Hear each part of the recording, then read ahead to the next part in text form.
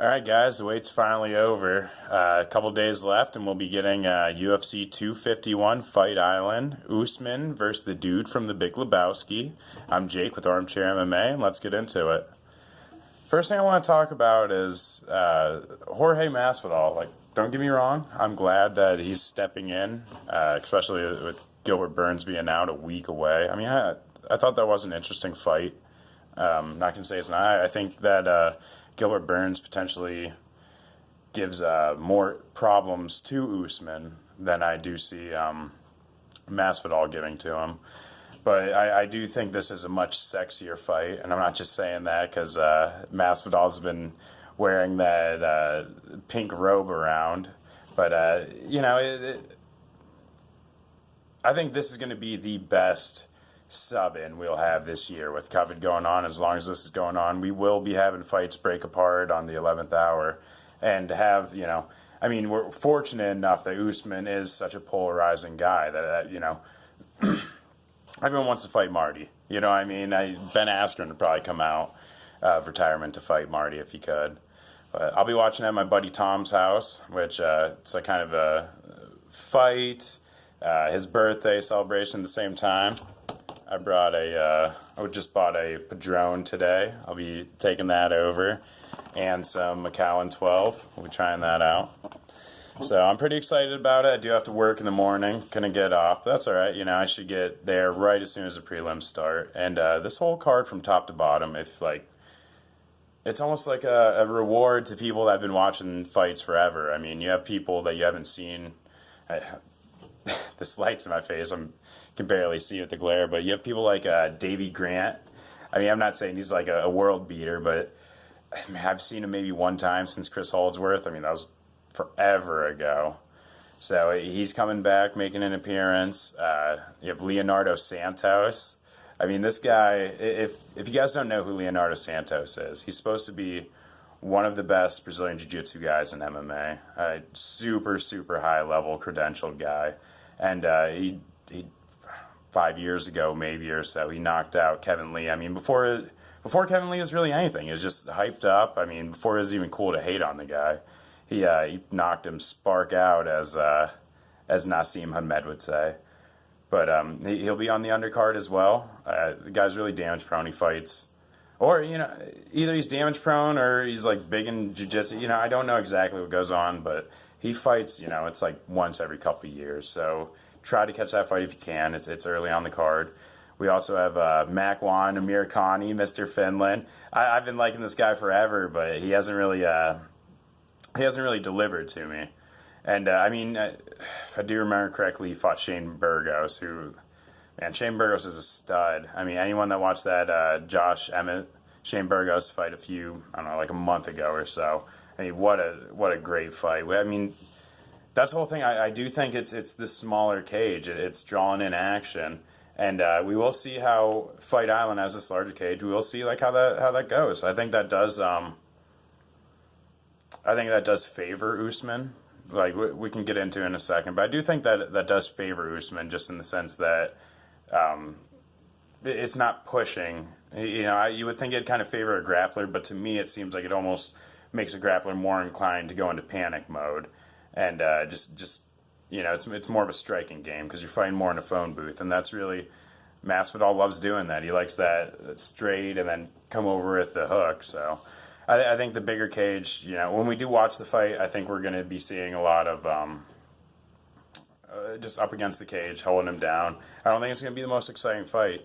I think it's going to be similar to Damian Maia, just kind of on top of him. He's escaping, but it's going to be mostly grappling positions. I do think we're going to see Masvidal hurting Usman at times. I wouldn't be surprised if Usman drops Masvidal, and I think a lot of guys won't be expecting that. And I'm not, Masvidal has been, Usman has been training with Trevor Whitman, who. Dude is a stud, and I think that's if he keeps going with Trevor Whitman. I'm not sure how long he's been there. I know it's definitely for this camp against Burns. I've been training with Justin Gaethje, but I think in general, if he stays with Trevor Whitman, we're going to see, incremental progress. But, this dude could be a world beater, for a long time. If he gets his striking up to par like that, I mean, just think if his striking gets so much more sharpened that when Colby Covington fights him again, I love Colby and I'm super biased, but I thought that Colby had that fight. And if his striking gets to be sharper than where Colby's at right now, I mean, he just blows him away. Because I think grappling wise, they are kind of, stalemating each other.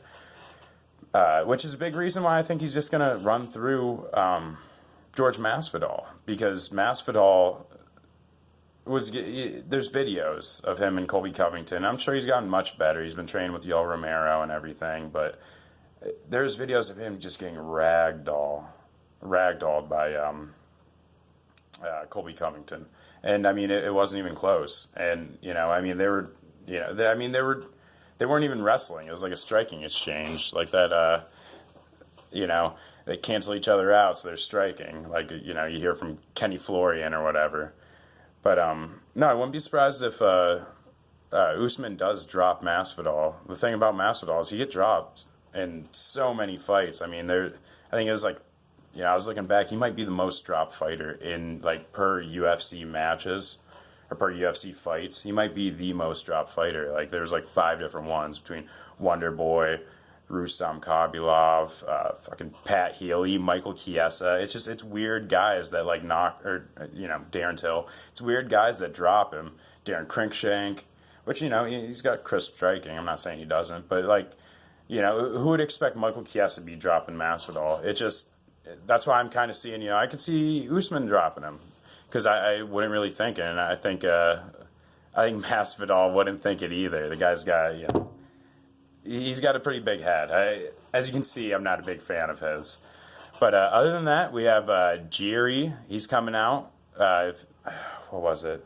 I believe it was Ryzen is what he was fighting in. I mean, it was Ryzen, not one, but he was kicking some fucking ass in that, man. He's a tough dude, and I'm not saying he's going to beat Volkan, but I'm definitely glad to see him making an appearance in the UFC. I think it's going to be really good for the 115.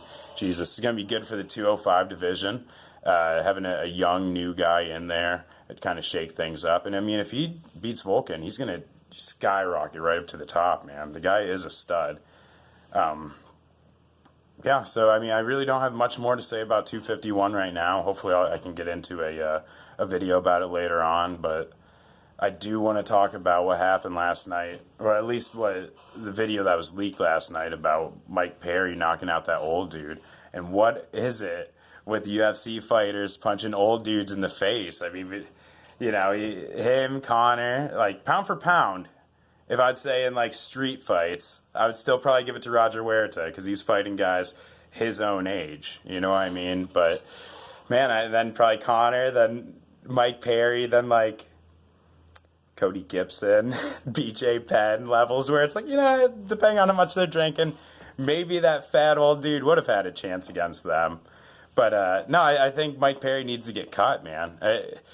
I say that with the caveat of if he stays, do not give him another Mickey Gall, which everyone was saying he looked so good in that fight.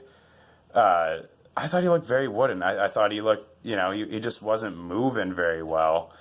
It looked very stiff upper body. And, I mean, to have, like, Mickey Gall just shooting him down the pipe on you like that, I mean, let's not forget that Mickey Gall had one professional fight and was brought in to fight CM Punk. And in the first round, you're getting, like, jabbed up by Mickey Gall and 1-2'd by Mickey Gall. Like, that's saying something. It's saying that you do need to get in an actual camp. If you want to, like, stay at this level, I mean, you, Vicente Luque, so far in between, training with your girlfriend in like Bar Fighting FC and wherever he's at right now, it's only going to grow. And I mean, honestly, if it keeps going like that, like who are you going to put him in next? Fucking Diego Sanchez? Maybe that's who his trainer. That's who Diego Sanchez should be training partners with, Mike Perry and whoever his trainer is. That looks like the touch butt in the park guy. He looks like that dude. They could all make a whole camp together. Perry Muay Thai. Not a big fan of Perry either, as you can tell. I was hoping for a double knockout, and I probably would have put like $10 on it if you could bet for that. But between him and Mickey Gall, which I honestly I don't mind Mickey Gall. He's a cool guy. Or seems to be. It's like you don't have any place in UFC. And after fighting that old dude, knocking him out like that, I don't think Mike Perry does either. But, all right, guys, I've been rambling this whole time. I'm gonna cut it off. I do want to start bringing out more content. I mean, it's been months, but I'm trying to get back in the swing of things, and I think we'll have a lot to talk about after this fight, or after this fight card. So I appreciate it, guys. Have a good night.